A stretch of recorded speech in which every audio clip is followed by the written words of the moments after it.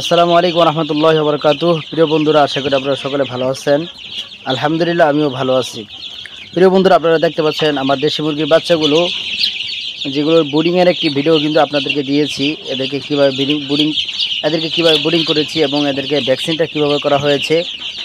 মাশাআল্লাহ বন্ধুরা, দেখেন আমার এই বাচ্চাগুলো কিন্তু অনেক ঝরঝরা হয়েছে এবং অনেক সুস্থ। আপনারা যদি মুরগির বাচ্চা সুস্থ রাখতে চান তাহলে অবশ্যই আপনাদের মুরগির বাচ্চার নিচে যে লিটার দিবেন সেই লিটারের দিকে নজর দিতে হবে। আপনাদের লিটারটা এইভাবে সবসময় ঝরঝরা থাকতে হবে। আপনাদের লিটার যত সুন্দর হবে মুরগির বাচ্চা কিন্তু তত সুন্দর হবে। মুরগির বাচ্চার কিন্তু রোগবালাই হবে না। এই জন্য আপনারা সবসময় লিটারের দিকে মনোযোগ দিবেন। প্রতি 2 থেকে 3 দিন পর পর আপনারা চেষ্টা করবেন এই লিটারগুলোকে বালু চালা যে নেট আছে সেই নেট দিয়ে চালবেন। চালার পর মলগুলো ফেলে দিবেন। আর বাকি যে অবশিষ্ট লিটার থাকবে সেই লিটারগুলো কিন্তু আপনারা নতুন আরও কিছু লিটারের সঙ্গে মিশিয়ে দিয়ে দিবেন। তো আজকে আমি এই মুরগির বোর্ডিং ঘরটাকে আরেকটু বড় করে দিব এবং লিটারটা সুন্দর করে চেলে দিব। সম্পূর্ণ প্রসেসটা আপনাদেরকে দেখানোর চেষ্টা করব আমি কিভাবে কি করতেছি ইনশাআল্লাহ। এখানে যে মুরগির বাচ্চাগুলো আপনারা দেখতে পাচ্ছেন, সর্বপ্রথম আমি এই মুরগির বাচ্চাগুলোকে এক সাইডে চাপাবো। চাপানোর পরে আমি লিটারগুলো কিন্তু চালবো। দেখেন আমি প্রথমে আমার যে লিটারগুলো আছে লিটার টুসগুলো এক সাইডে চাপাচ্ছি এইভাবে।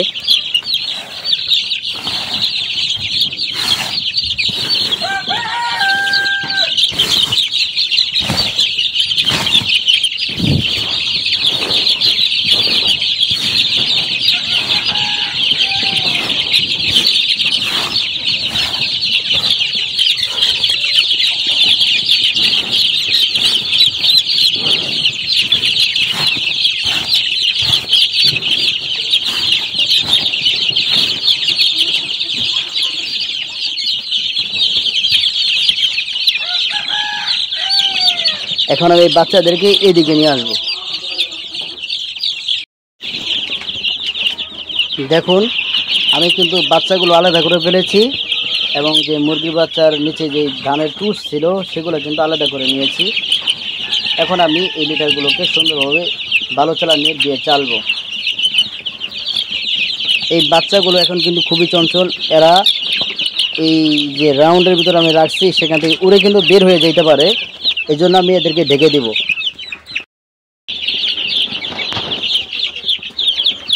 এই যে বন্ধুরা দেখতে পাচ্ছেন আমি কিন্তু বাচ্চাদেরকে সুন্দর করে ঢেকে দিয়েছি। এখন কিন্তু আমার মুরগির বাচ্চাগুলো এখান থেকে বের হওয়ার কোনো সম্ভাবনা নাই, আর বের হতে চাইলেও বের হতে পারবে না।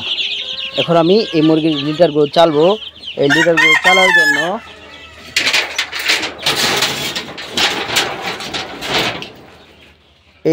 চালার জন্য দেখেন বন্ধুরা, এখানে একটি বালু চালার নেট আছে আমার কাছে। এই ধরনের বালু চালার নেটগুলো আপনারা ব্যবহার করবেন।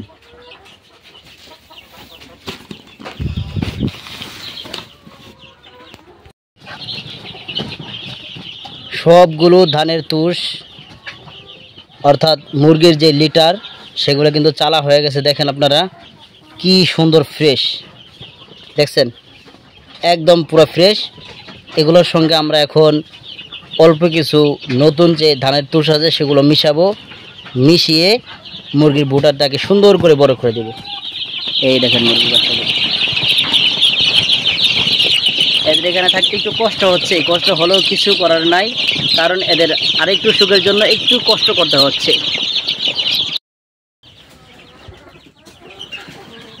এখন দেখেন এটা হলো আমার ধানের তুষের বস্তা। এখান থেকে আমি এখন নতুন কিছু ধানের তুষ বের করতেছি। এখন এখান থেকে আমি কিছু নতুন ধানের তুষ এই আমার আগের লিটারে দিচ্ছি। এই দেখেন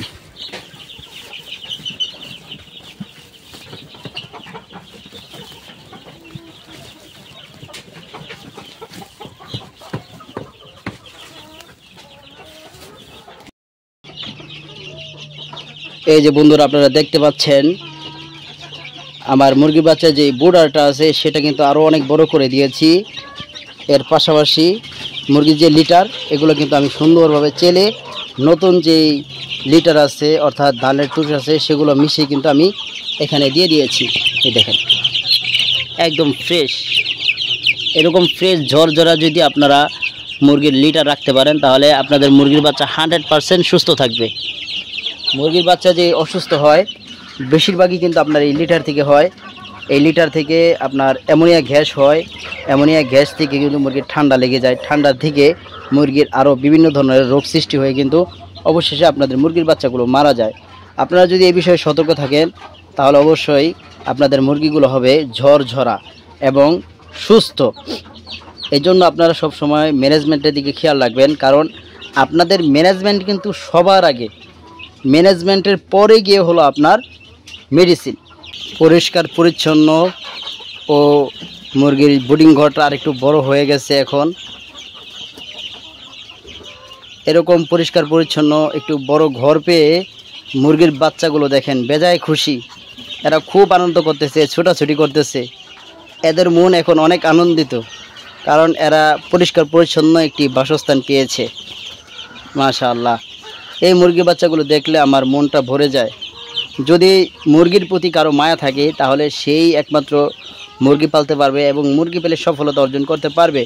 কারো যদি মুরগির প্রতি মায়া না থাকে তাহলে কিন্তু সে কখনো মুরগি পেলে সফলতা অর্জন করতে পারবে না, আর তার জন্য কিন্তু ফার্মিং কখনো না। এই দেখেন বন্ধুরা, এই বাচ্চাগুলো কিন্তু আপনার এখন অনেক চালাক, এই কারণে কিন্তু এরা এখান থেকে একদম উপরে উঠে যায়। দেখতে পেয়েছেন বন্ধুরা, একটি বাচ্চা কিন্তু বাইরে চলে গেছে।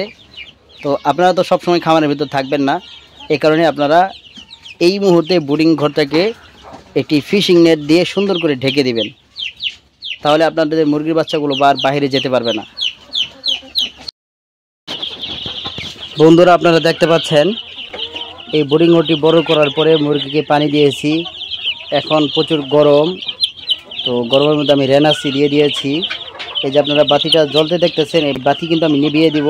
দেখেন বন্ধুরা, বাচ্চাগুলো কিন্তু খুব সুন্দর করে চতুর্দিকে ছড়িয়ে ছিটিয়ে আছে। এখন যদি বাচ্চারা আপনার উড়াউড়িও করে তাহলে কিন্তু আপনার আমার যে বোর্ডার আছে এই বোর্ডার থেকে বাইরে বের হয়ে যেতে পারবে না।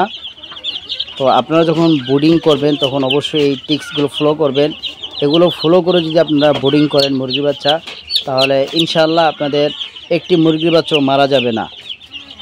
সর্বপ্রথম আপনারা একটা জিনিস মনে রাখবেন, সর্বপ্রথম আপনারা ম্যানেজমেন্টটি ঠিক রাখবেন, এরপরে আপনারা মেডিসিন ঠিক রাখবেন। যদি আপনাদের এলাকায় মুরগির দাম ভালো হয় তাহলে অবশ্যই দেশি মুরগি থেকে আপনাদের লাভ হবে ইনশাআল্লাহ। প্রিয় বন্ধুরা, আমার এই ভিডিওটি যদি আপনাদের ভালো লাগে তাহলে অবশ্যই আপনাদের বন্ধুদের কাছে ভিডিওটি শেয়ার করে দিবেন। এবং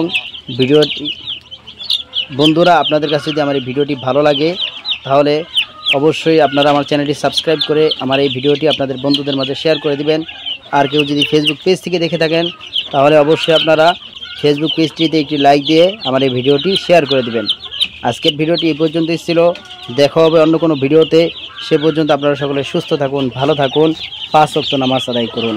আসসালামু আলাইকুম ওয়া রাহমাতুল্লাহি ওয়া বারাকাতুহু।